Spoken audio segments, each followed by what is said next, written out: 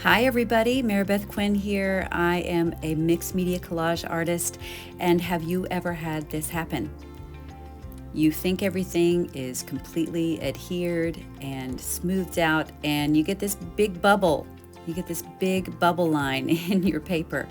So I'm going to show you how I fix something like this. You know, I normally don't mind some texture, but sometimes it's just too much. So this is what I do. This is how I fix this problem. I just get a very, very sharp X-Acto blade and make a real precision cut right down the middle of that bubble. So here you just see me sort of pulling up the edges so I can find where that air ends, you know, how far back it goes, and really try to pull that up so I can get some medium under there. Now, of course, this is a wood panel, so I'm able to really bear down, but if you're working on a canvas, this would be treated much differently. You need to have to be more careful. All right, so as you can see, I have cut where these these bubbles, these long bubble lines were, and all I've done is just gone in and sort of pulled back the paper a little bit so I can make sure that I get the adhesive underneath it. Now, this is another reason I have a lot of people ask me why I use the golden glazing liquid, and this is one of the reasons. It is so thin, which I imagine the matte medium is like that as well. It's so thin that you can do delicate little things like this with it. So I've just pulled those back, and now I'm going to get something with a straighter edge that I can really get under there, okay? So I'm just gonna put some glazing medium around that area. This one is kind of long. Get it down in there.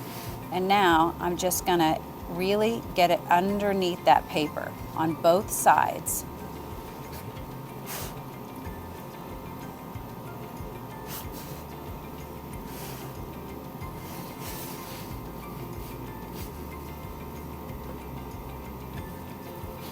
Both sides. And then I'm going to spread that out. Okay.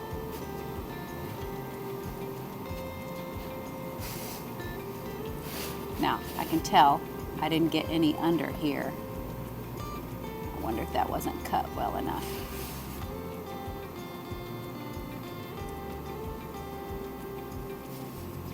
There. Make sure I got it under there. Now I'm going to spread it out with my finger, really press it down. And now I'll go to this one.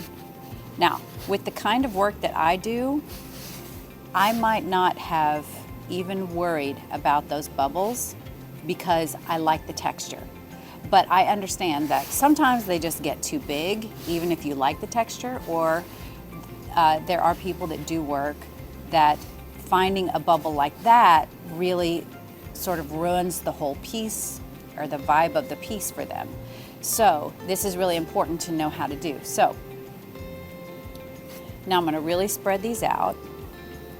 Now, if you don't like texture, but you find that you're getting lots of bubbles, then this is not a solution for you.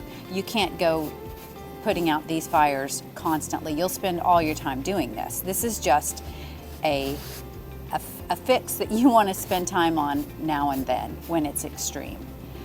But this is a great fix if it just gets a little bit too much, but you're okay with some texture. Okay, so now we're going to let that dry and we'll take a look at it and be able to compare.